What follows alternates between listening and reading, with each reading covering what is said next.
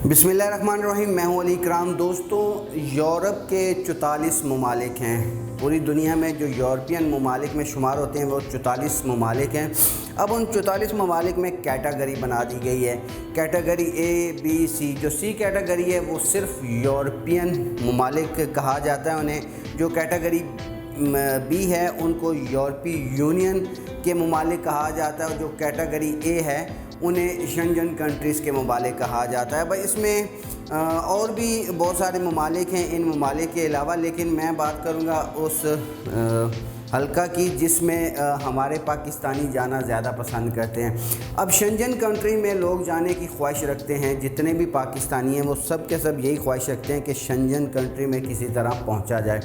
जिनके पास पैसा होता है वो तो सारे के सारे पैसे लगा के डायरेक्ट 20-25 लाख लगा के डायरेक्ट शेंजन में पहुंच जाते हैं। और जिनके पास पैसे कम होते हैं वो यूरोपीय यूनियन में चले जाते हैं। जिनके पास उससे भी कम पैसे होते हैं वो यूरोपियन ममालिक में जाते हैं। लेकिन दोस्तों, इतना बड़ी साइंस नहीं है, थोड़ा सा टाइम देना पड़ता है, थोड़ा वक्त गुजारना पड़ता है, तो आप भी शेंजन कंट्रीज़ में पहुंच सकते हैं। उसके लिए तरीका ये होता है कि अगर आपके पास पैसे कम हैं तो आप यूरोपियन ममालिक में चले जाएँ। काफ़ी सारे यूरोपियन ममालिक हैं, उनमें जा सकते हैं। और वहाँ जाने के बाद आप मुश्किल वक्त तो गुजारना पड़ेगा, क्योंकि अगर वो गरीब मुल्क है तो उसके हिसाब से ही वहाँ पे आपको रहना पड़ेगा और आमदनी भी उसी मुल्क के हिसाब से होगी।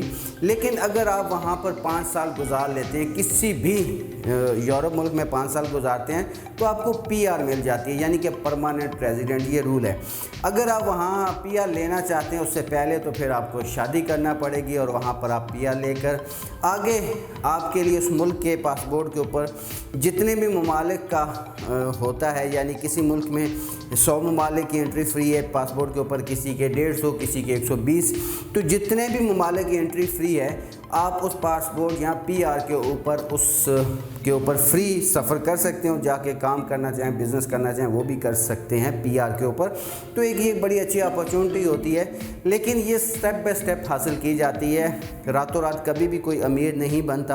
आप देख लें जितने भी यूरोपीय यूनियन या शेंजन कंट्री में लोग गए हुए हैं, किसी को 5 साल, किसी को 10 साल, किसी को 15 साल, फिर जाकर वो स्टेबल हुए हैं, उन्होंने अपना नाम बनाया है, मकाम बनाया है, पैसा कमाया है, बिज़नेस किया है, या वहाँ पर जॉब्स किए हैं, या नेशनलिटीज़ ली हैं, शादियाँ की हैं।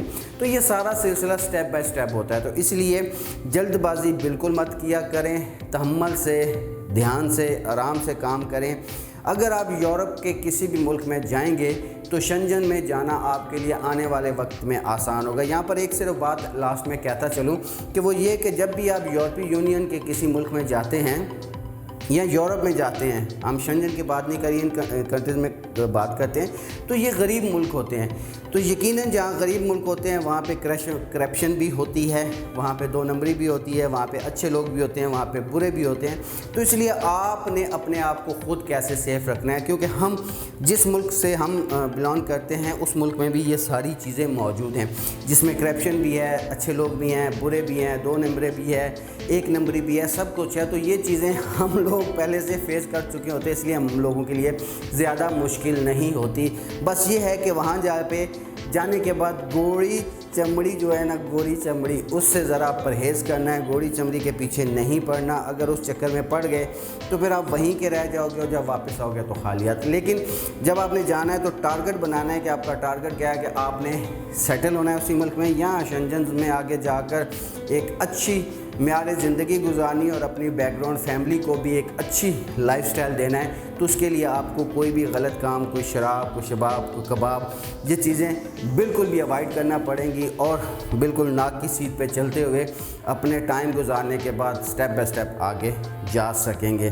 तो दोस्तों, चैनल को सब्सक्राइब कर लें, बेल आइकॉन कर लें, ताकि आपको ऐसी मालूमात से भरपूर वीडियोस भी मिलती रहें। और अगर वीडियो अच्छी लगे तो आगे दोस्तों को शेयर करना मत भूलिएगा।